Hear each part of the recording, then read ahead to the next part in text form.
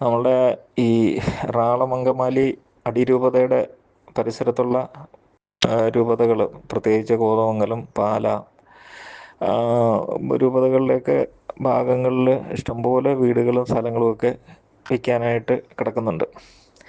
അപ്പോൾ ഓരോരുത്തർക്കൊക്കെ പറ്റുന്ന, ഇവിടുന്ന് ഈ ഒരു സമ്പ്രദായത്തിൽ താല്പര്യമില്ലാത്ത ആൾക്കാർക്ക് ചെയ്യാവുന്ന ഏറ്റവും നല്ല കാര്യം എന്ന് പറഞ്ഞാൽ അവിടെ എവിടെയെങ്കിലും ചെറിയൊരു സംവിധാനം, നമ്മുടെ കയ്യിൽ കാശുള്ളവരിൽ സംവിധാനമൊക്കെ മേടിച്ച് എടുത്ത് ഇവിടുന്ന് കുറിയും മേടിച്ച് അവിടെ എങ്ങാനും ചേർന്ന് കഴിഞ്ഞ് കഴിഞ്ഞാൽ ഒരു അതേ ഒരു വെച്ചാൽ ഇവരോട് മൽപ്പിടിച്ചൊന്നും ആർക്കും, ദുഷ്ടന്മാരോട് നമുക്കൊന്നും ചെയ്യാൻ പറ്റത്തില്ല. ദൈവം എന്തെങ്കിലും പരിഹാരം കാലക്രമേണ ഉണ്ടാക്കുമെന്നുള്ള പ്രതീക്ഷിക്കാവുന്നുള്ളതല്ലാതെ വേറെ ഒന്നും നമുക്ക് ചെയ്യാൻ പറ്റത്തില്ല. അപ്പോൾ ഞാനിന്ന് കുറച്ച് ആൾക്കാരോടൊക്കെ വേറെ വ്യക്തിപരമായ ചില കാര്യങ്ങൾ വേണ്ടി സംസാരിച്ച സമയത്ത് പറയുകയാണ്, ഇഷ്ടംപോലെ സ്ഥലങ്ങൾക്കൊന്നും അവിടെ വിലയില്ല, ആരും വാങ്ങാനില്ല. അപ്പോൾ ചെറിയൊരു വീടോ കാര്യങ്ങളൊക്കെ ആയിട്ട്, അല്ലെങ്കിൽ ഒരു 5-10 സെൻറ്റ് സ്ഥലം മേടിച്ച് ഒരു ചെറിയ വീട്, അപ്പോൾ അവിടുത്തെ പള്ളിയുടെ എതിർത്തിൽ താമസിക്കുകയും ചെയ്യാം. അതായി.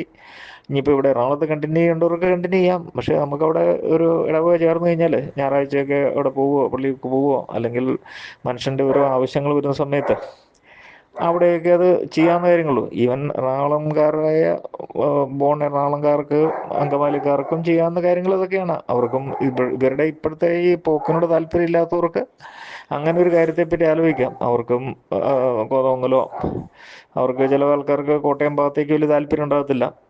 ഞാനൊരു കോട്ടയംകാരൻ, പാല അടുത്തുള്ള ഒരാളായതുകൊണ്ട് എനിക്കങ്ങനെ ഒരു വ്യത്യാസമൊന്നും തോന്നുന്നില്ല. പാല ഭാഗത്തായാലും കോതമംഗലം ഭാഗത്തായാലും കുഴപ്പമൊന്നുമില്ല.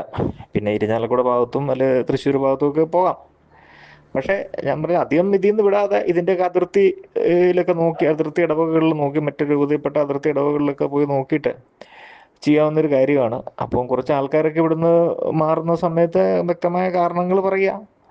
ഇവിടെ കണ്ട് മതിയായി, ഒരു ജോലിയൊക്കെ ആയിട്ട് വന്നതാണ്, പിന്നെ ഇപ്പോൾ ഇപ്പോഴത്തെ സാഹചര്യത്തിൽ ഇവിടെ കണ്ടിന്യൂ ചെയ്യാനായിട്ട് മനസ്സനുവദിക്കുന്നില്ല. വേറെ ഒന്നും പറയണ്ട, മനസ്സനുവദിക്കുന്നില്ല. അവരത് കിട്ടുന്നില്ലത്തോലും ഒക്കെ അടിച്ചു മേടിച്ച് ജീവിക്കട്ടെ. ഇപ്പം നമുക്ക് എന്ത് ചെയ്യാൻ പറ്റും? പല സ്ഥലത്തും അങ്ങനെയൊക്കെയാണല്ലോ നടക്കുന്നത്. ഇവിടെ മാത്രം നമുക്ക് നീതി നടപ്പാക്കണമെന്ന് നമുക്ക് ഒന്നും പ്രതീക്ഷിക്കാനേ പറ്റത്തില്ല.